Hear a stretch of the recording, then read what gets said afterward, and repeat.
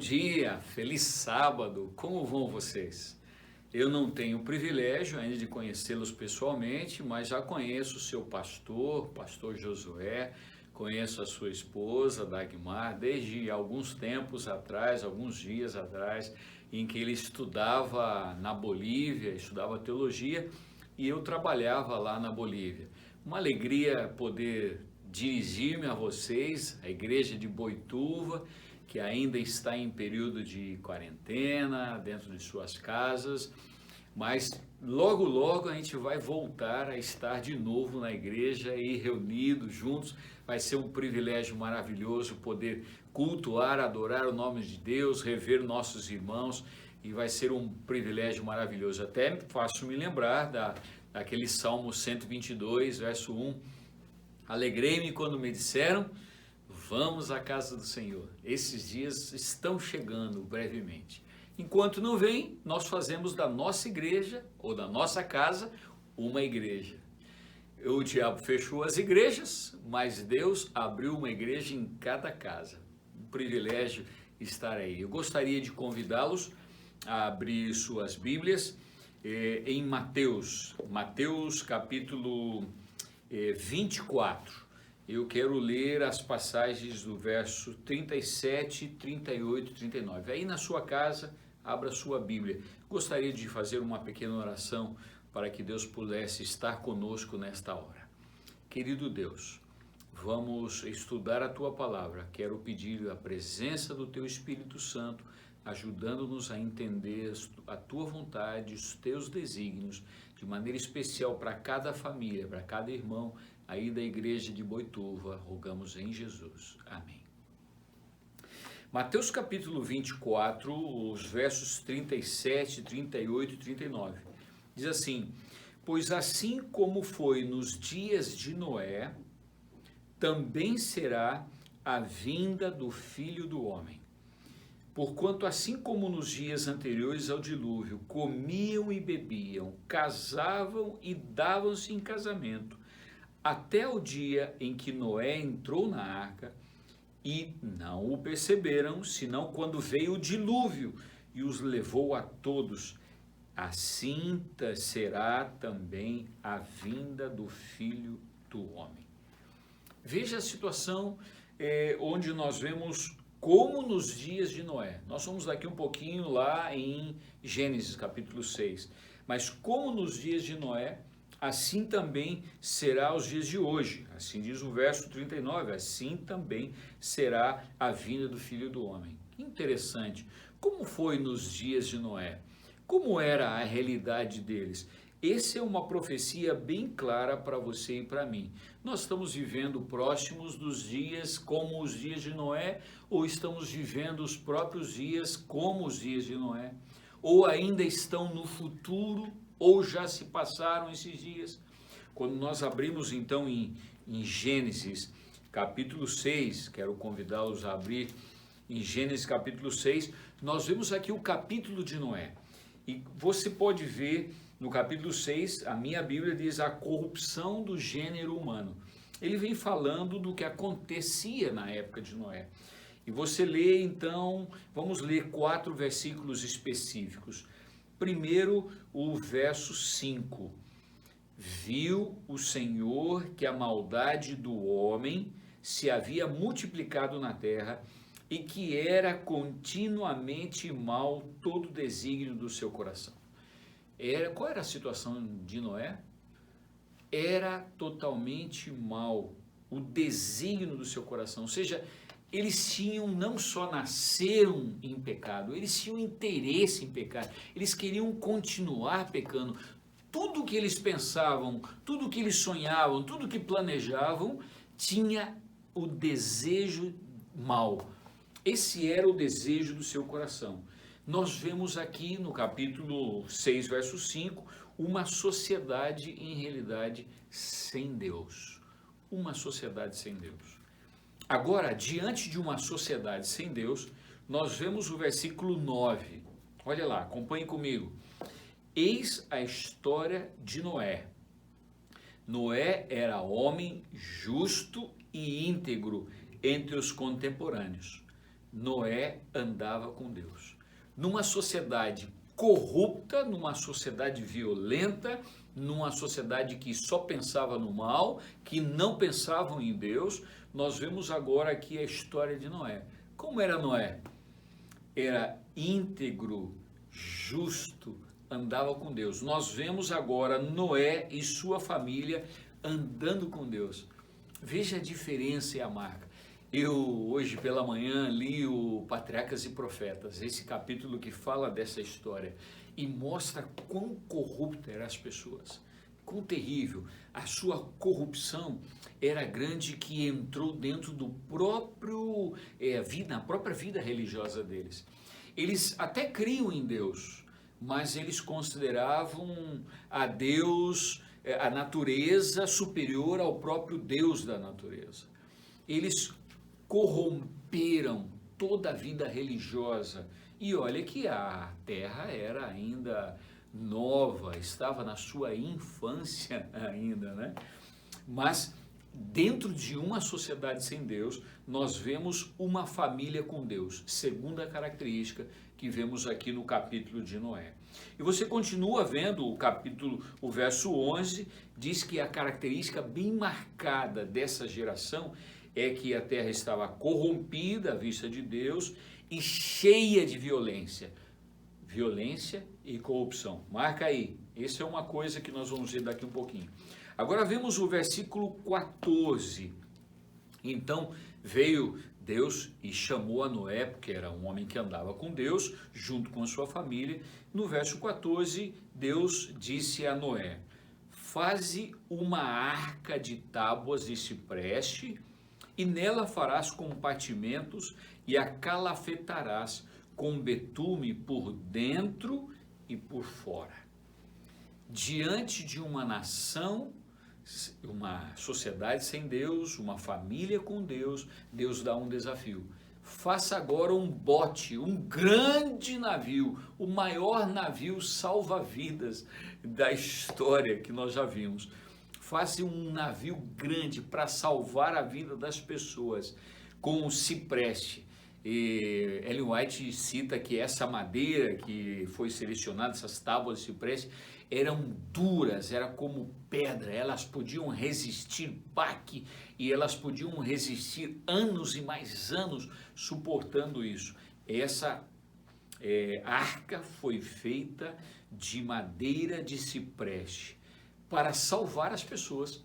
Deus viu que o povo estava corrompido, que estava se afastando dele, mas assim mesmo ele buscou a opção para aqueles que queriam a salvação. Esse é o nosso Deus, esse é o seu Deus, esse é o Deus de amor. E agora a quarta característica nós vemos no verso 17. E então disse Deus, quando ele convidou para que Noé fizesse a arca, ele disse: porque estou para derramar águas em dilúvio sobre a terra, para consumir toda a carne em que há fôlego de vida debaixo dos céus, e tudo que há na terra perecerá. Olha aí, o plano de Deus de um dilúvio mundial que abrangesse toda a terra, e nós vemos características bem claras disso. Nós vemos um setor, por exemplo, lá na Bolívia, em que há água salgada. Mas o mar não existe na Bolívia. O que acontece? A água salgada está por causa exatamente, o mar existiu, passou por ali. Nós vemos em diferentes lugares longe do mar, ali, por exemplo, no centro geodésico que está entre o mar Pacífico e o Oceano Atlântico, no setor do Mato Grosso, onde é encontrado petrificado peixes em setores altos. Esse foi o dilúvio que atingiu e derramou água de baixo, de cima, de todos os modos, num tempo em que não estava acostumado a ter água. E aí houve o dilúvio. 4 características bem claras: uma sociedade sem Deus, uma família que andava com Deus, Deus manda fazer um navio salva-vidas, e então vem um dilúvio universal. Mas há uma coisinha a mais que eu gostaria de chamar a atenção, que parece não estar aqui. aonde estão aqui os carpinteiros que fizeram esse navio salva-vidas? Você imagina Noé pregando durante 120 anos. Enquanto ele construía o bote, ou o grande navio, em realidade a arca, ele pregava, ele anunciava. Junto com a sua família, fizeram uma casinha lá do lado do lugar onde estavam construindo a arca, e junto com a sua família, cada dia realizavam um culto familiar, pregavam da importante mensagem que o Senhor havia colocado diante dele para ele poder apresentar às pessoas. Mas será que Noé sozinho construiu a arca? Quando nós vamos ao capítulo 8, quando depois do dilúvio mostra claramente quem eram os carpinteiros de Noé, nós vemos no versículo 15, capítulo 8, Gênesis 8, versículo 15 diz: Deus disse a Noé: sai da arca, e contigo tua mulher, e teus filhos, e as mulheres de teus filhos. Aqui estão os carpinteiros de Noé. Quem eram os carpinteiros de Noé? Ele, seus 3 filhos, suas 3 filhas e sua esposa. Esses somente eram os carpinteiros de Noé que estavam trabalhando na arca? Certamente não. Muitas pessoas estiveram envolvidas na construção dessa grande arca. Era muito difícil a construção dessa arca, por isso levaram 120 anos. A construção dessa arca, muitos carpinteiros tiveram. Os carpinteiros participaram com seus martelos, nos seus serrotes, cortando árvores, colocando betume, ajudando, estruturando, fazendo uma grande estrutura de uma arca enorme para poder entrar todos aqueles que quisessem e aceitassem a salvação. Mas onde estão os carpinteiros de Noé? Somente sua família? Somente os 8? Voltamos lá em São Mateus, capítulo 24, e nós lemos aquilo que nós lemos ali no começo. Ele diz assim, verso 37, pois assim como foi nos dias de Noé, também será a vinda do Filho do Homem. E o versículo 39 também diz, assim será também a vinda do Filho do Homem. Olha lá, que coisa para você e para mim. Se assim será, nós vemos uma sociedade sem Deus. É uma realidade, não? Não é uma realidade hoje que nós vemos assuntos de corrupção e violência? Você assiste os jornais, você abre os jornais escritos ou a própria internet e lê notícias, e o que é que encontra lá? Senão essas duas marcas principais, corrupção e violência. Não é porque nós estamos no Brasil que há corrupção. Todo lado há corrupção. Corrupção na família, corrupção no meio político, corrupção nas igrejas, corrupção por todo lado. E a violência é uma marca. Parece que o coração do homem deixou de amar, às vezes. Se percebe, parece isso. Como pode esse tipo de coisa? Apesar de que essa pandemia, nós temos visto muita gente de coração aberto, abrindo, atendendo, ajudando as pessoas, auxiliando-as. Quantos desafios bonitos aqui em Salvador, por exemplo, nós vimos a atenção a pessoas de rua, estabelecido por ADRA, lavando roupa deles, oferecendo comidas quentinhas. Quantos estão fazendo drive-thru, recebendo alimentos para oferecer a pessoas, cestas básicas estabelecidas em diversos lugares. Pessoas, caminhoneiros que não tinham onde parar para comer, as pessoas estavam oferecendo quentinhas, projetos assim maravilhosos.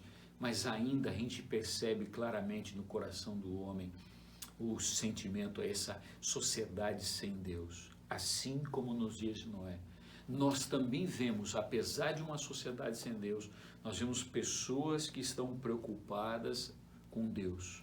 assim como nos dias de Noé. Mas será que nós vemos nos dias de hoje carpinteiros de Noé? Se a sociedade está sem Deus, se vemos uma família com Deus, se nós vemos pessoas construindo a arca, atendendo isso e sabendo que a volta de Jesus Cristo se vai dar e anunciando isso, será que tem pessoas aí que são carpinteiros de Noé? Existe hoje no mundo carpinteiros de Noé? Certamente existem. Onde elas estão? São pessoas que estão ouvindo a palavra de Deus. Eles participam de evangelismos, eles até ajudam, quem sabe, em evangelismos. Eles ouvem a palavra de Deus, eles trabalham para servir da palavra de Deus. Às vezes são assalariados da própria palavra de Deus, de pessoas que lhe ajudam, e são assalariados da igreja. São aqueles que ouvem, participam, fazem cultos, têm cargos às vezes na igreja, têm responsabilidades, mas elas ouvem, mas não entregam realmente o seu coração. São pessoas que sabem de que vai vir um dia do juízo, mas elas não se preparam para esse dia do juízo. São aquelas pessoas que sabem da graça maravilhosa de Jesus, mas não se colocam debaixo da graça de Jesus.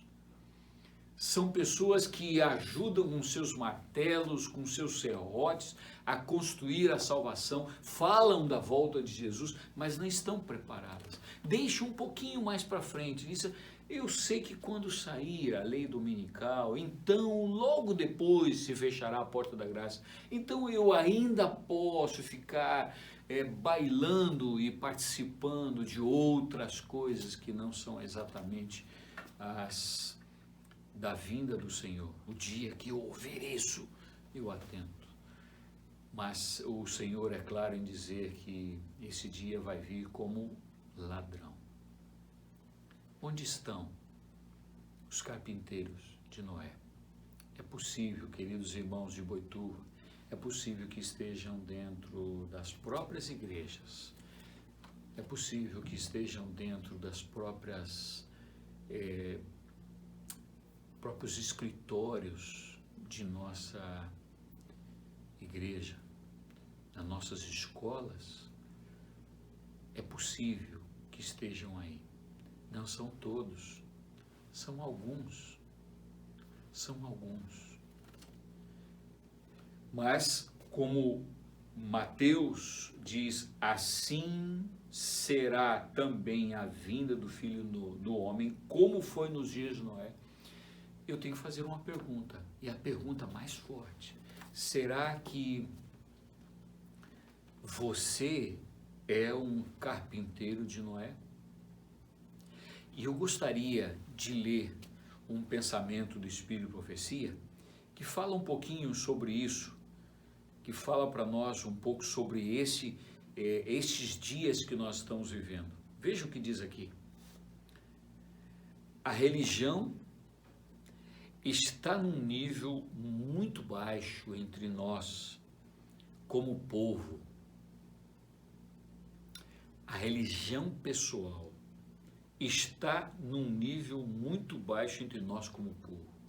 Há muita forma, muita maquinária, muita religião de língua, mas algo mais profundo e sólido deve penetrar em nossa experiência religiosa.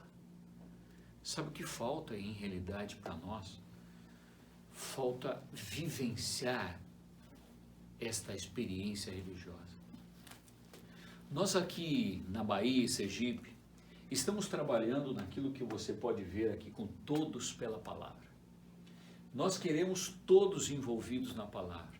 E nós temos 3 verbos que mostram este todos pela palavra. Cada dia estudando a palavra. Estudar, estudando, é contínuo. Cada dia estudando a palavra. Cada dia, ou cada membro, vivendo a palavra, estudando a palavra e colocando na vida prática, tornando a religião pessoal e não simplesmente algo efêmero, à parte, mas ele tem que ser vivido na minha vida. E cada dia, cada membro participando de todos pela palavra, ensinando a palavra.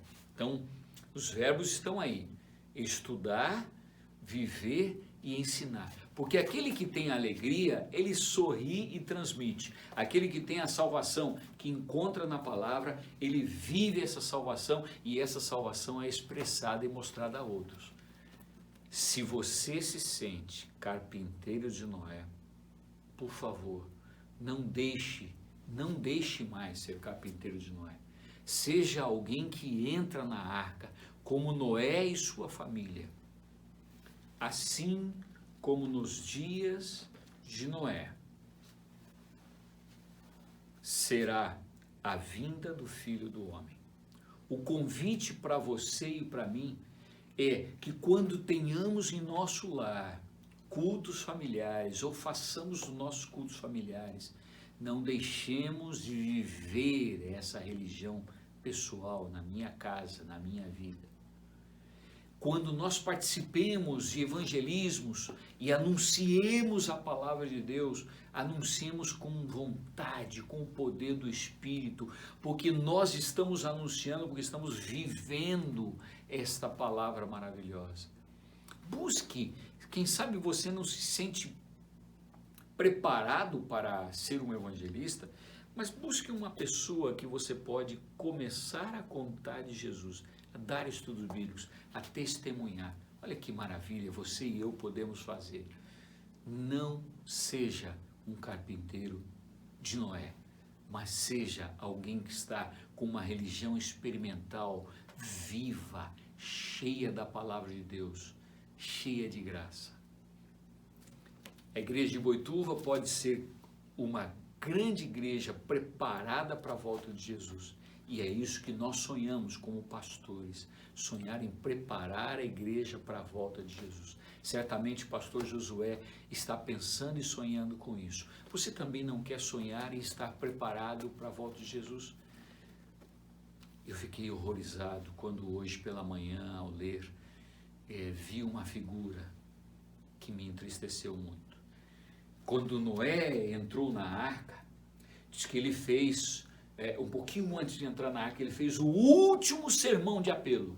Anunciou, convidou a toda aquela gente que estava fazendo festa, baile, junto ali em volta da arca. Alguns criticavam, outros riam. E ele fez o último apelo. E as pessoas continuaram nas suas atividades iguais. De repente, houve um silêncio. Silêncio, porque começaram a vir de todos os lados animais, indicados pelos anjos, e os animais começaram a vir e começaram a entrar na arca. E então a equipe de recepção, Noé e seus familiares começaram a receber esses animais e colocá-los todos em lugares preparados, em cada lugar preparado. Mas houve um silêncio, as pessoas começaram a ver, será? O que acontece? E então diz que naquele dia, quando tudo já estava acertado, diz que houve uma luz forte que veio e fechou a porta da arca. Deus fechou a porta da arca. Agora estava Noé, sua família e os animais dentro da arca. Passou um dia, passou dois, o sol brilhava no terceiro dia, no quarto dia, o quinto dia continuou, sexto e sétimo dia, e lá fora as pessoas faziam baile, carnaval, dizendo que Noé, como é? O que acontece aí, meu querido? E aí, cadê a chuva? Cadê o dilúvio?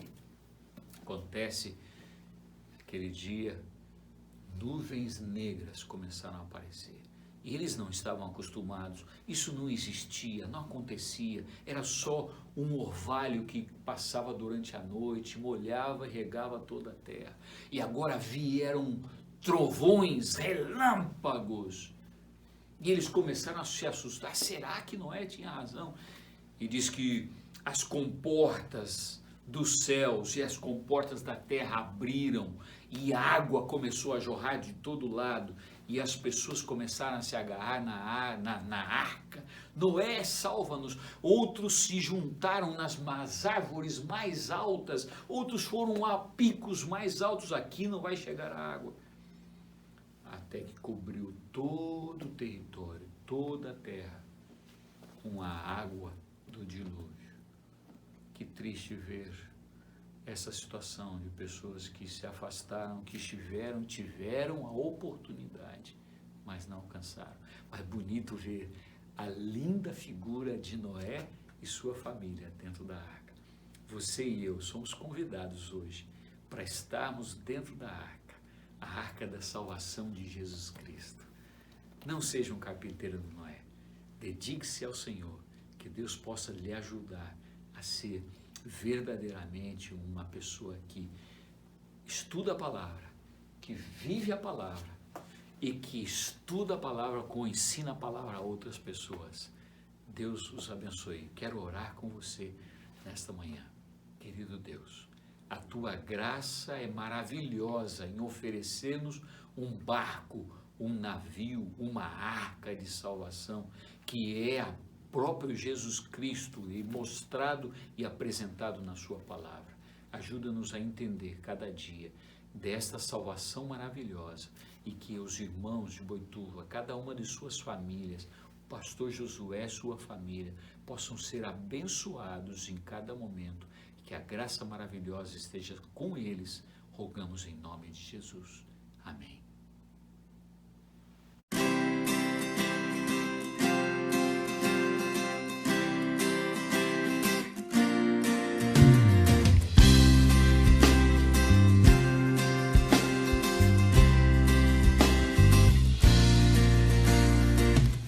Senhor, em mim habitar, pois quero ser templo teu.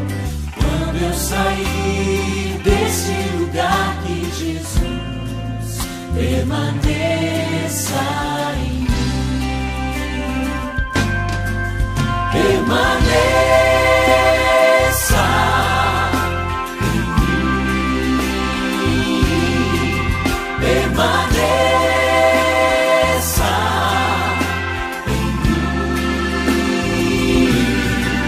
Permaneça em mim, meu Senhor, permaneça em mim.